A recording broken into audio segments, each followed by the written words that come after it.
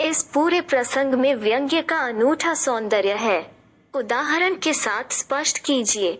उत्तर: मूल रूप से यह पाठ व्यंग्य काव्य है। परशुराम द्वारा की जा रही खुद की तारीफ को लक्ष्मण मुँह मियाँ मिठू बनना कहते हैं। अपने मुँह तुम अपनी करनी, बार अनेक भांति बहु बरनी, बहु धनुहि तोरी लड़काई, कबहु न असी रिस्किन ही गोसाई।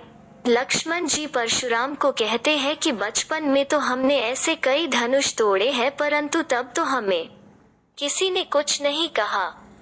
10. निम्नलिखित पंक्तियों में अलंकार पहचान कर लिखिए। क. बालकु बोली बधौर नहीं तो ही। ख. कोटि कुलिस सम बचनु तुम्हारा। ग. तुम तो कालू हाक जनु लावा, बार बार मोही लागी बोला। घ. लखन उतराहुति, सरस भारे को बकोपु कृसानु, बढ़त देखी जल सम बचन बोले रघुकुल भानु। उत्तर: क. अनुप्रास अलंकार का प्रयोग। ख. उपमा व अनुप्रास अलंकार का प्रयोग।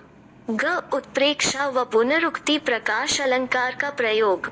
घ. उपमा व रूपक अलंकार का प्रयोग। प्रश्न 11. सामाजिक जीवन में क्रोध की जरूरत बराबर पड़ती है। यदि क्रोध न हो तो मनुष्य दूसरे के द्वारा पहुंचाए जाने वाले बहुत से कष्टों की चिर निवृत्ति का उपाय ही न कर सके।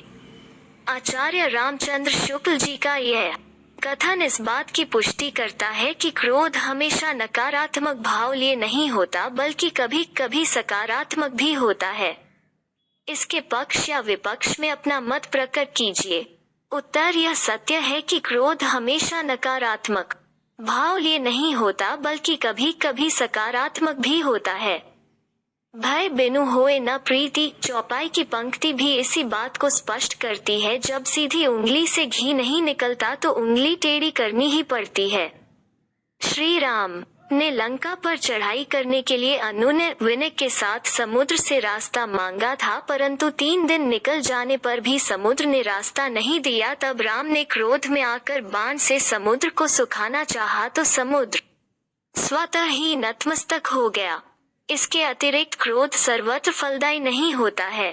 राम ने अपने शीलता के स्वभाव से ही महाक्रोधी मुनि परशुराम को अपने वश में कर लिया था।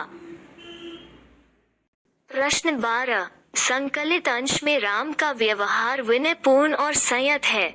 लक्ष्मण लगातार व्यंग्य बाणों का उपयोग करते हैं और परशुराम का व्यवहार क्रोध से भरा हुआ है। आप अपने आप को इस परिस्थिति में रखकर लिखें कि आपका व्यवहार कैसा होता।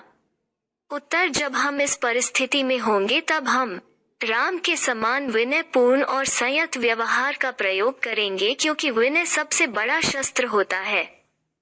प्रश्न 13. अपने किसी परिचित या मित्र के स्वभाव की विशेषताएं लिखिए। उत्तर: हमारे मित्र का नाम श्याम बाबू है। वो श्याम कृष्ण के समान ही नटखट एवं वाचाल है। वाचाल होते हुए वो सत्यवक्ता एवं कर्तव्यपरायण है।